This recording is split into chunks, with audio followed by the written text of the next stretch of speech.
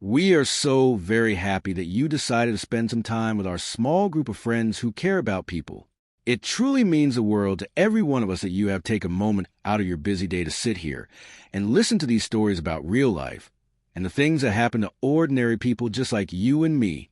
We love sharing these moments because they remind us that we are all in this together. It was meant to be one of those soft, quiet, and peaceful Friday nights. You know exactly the kind of night I mean, right? It is that special time where the long, tiring week is finally over, and you just want to sit back, relax your mind, and feel safe and cozy at home. But for me, things had felt very strange and off for a very long time. For weeks, I felt like there was a very tall, thick wall made of ice standing right between us. I could sense a lot of heavy stress in the air, the kind of stress that we just were not talking about out loud. Finally, my wife Natalie suggested that we go out for a nice dinner so we could finally sit down and talk. Her voice on the phone sounded very calm and steady. It almost sounded like she had practiced what she was going to say many, many times before in her own head. To be totally honest with you, I did not expect very much from that evening. She had been acting so far away and distant for many months. It felt like her heart was living somewhere else. She was always looking down at her phone, staying very late at her office, and she did not laugh with me anymore. That happy, bright sound I loved so much was just gone from our house. Even so, a part of me really wanted to believe in us. I wanted to think that this dinner might be our one special chance to fix the things that were broken and find our way back to being happy again. Maybe she really did want to save what was left of our 10 long years together. I put on a nice, clean shirt and made a table booking at that little Italian place she loves so much. I told myself that love, even when it feels very tired and worn out, might still have one last bit of strength left deep inside. But as soon as she sat down across from me at that table, I felt a sudden chill. Her face looked cold and hard. I could not tell what she was thinking or feeling at all. Her fingers were just tapping softly and quickly against her wine glass, over and over again.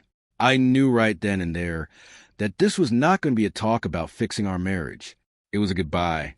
The waiter had just finished pouring our red wine when she looked at me and said those words very quietly. "Mark, I am leaving you." She did not sound sad or even angry.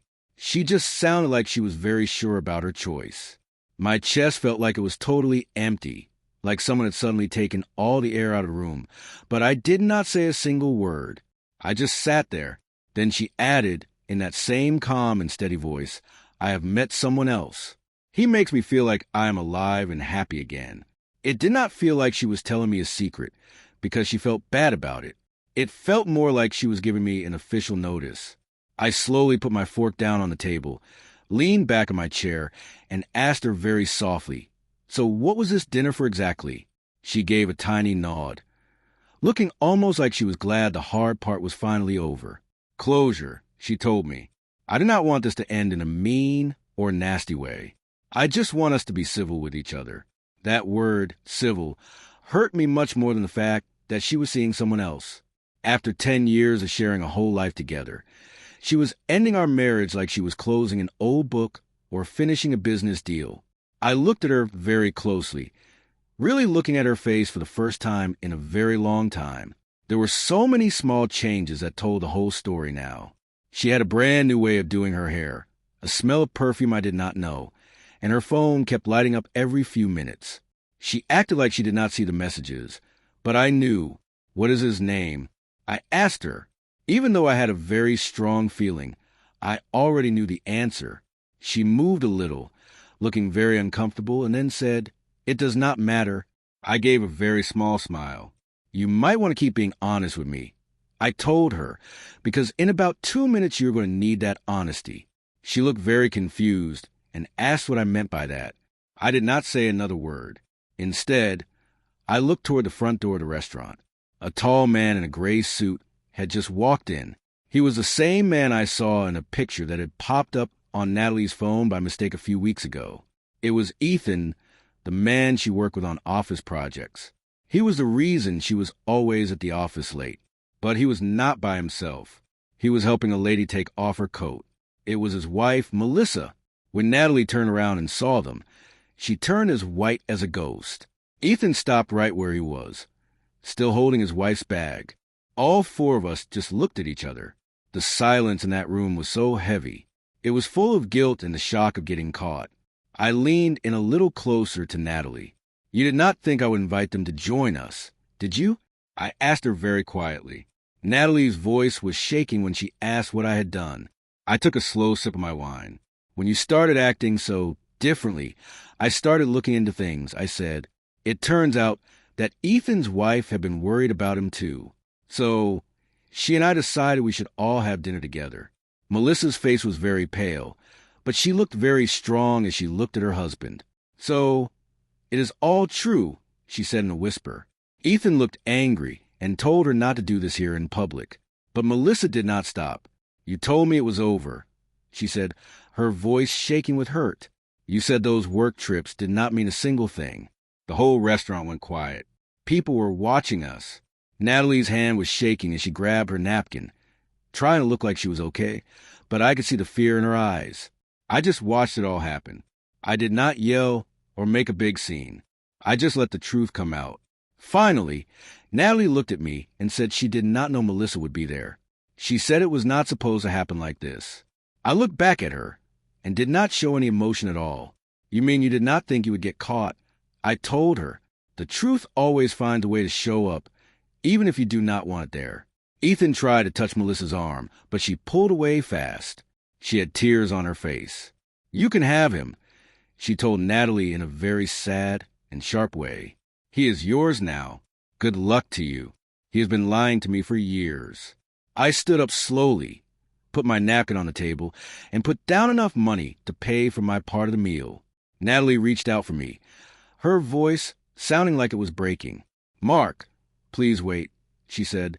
I stopped for just a second to look at her one last time. You ended this marriage the day you decided that I was not enough for you. I told her quietly.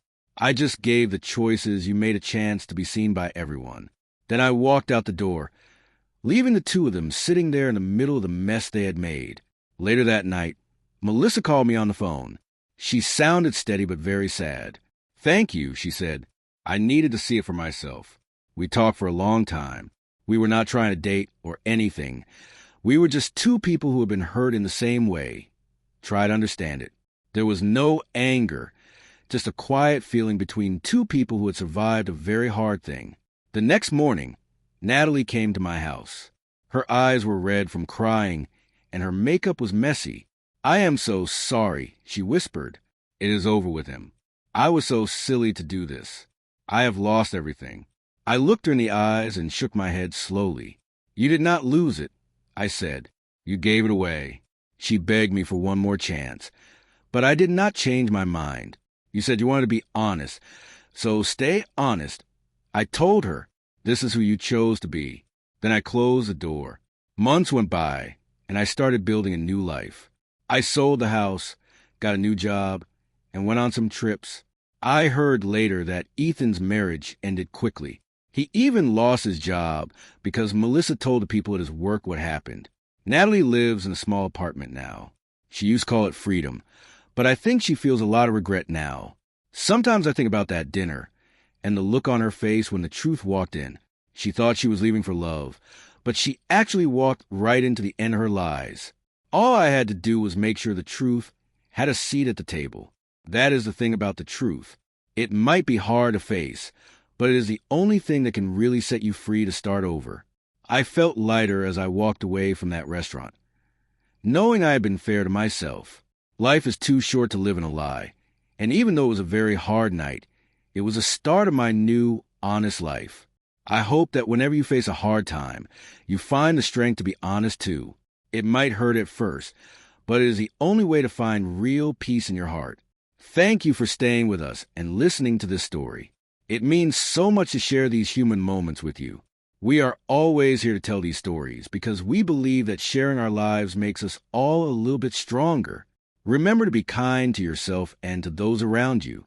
Until we meet again to talk about another life journey, take good care of yourself and have a peaceful night. You deserve to be happy and to live a life that is full of truth and kindness. Good night.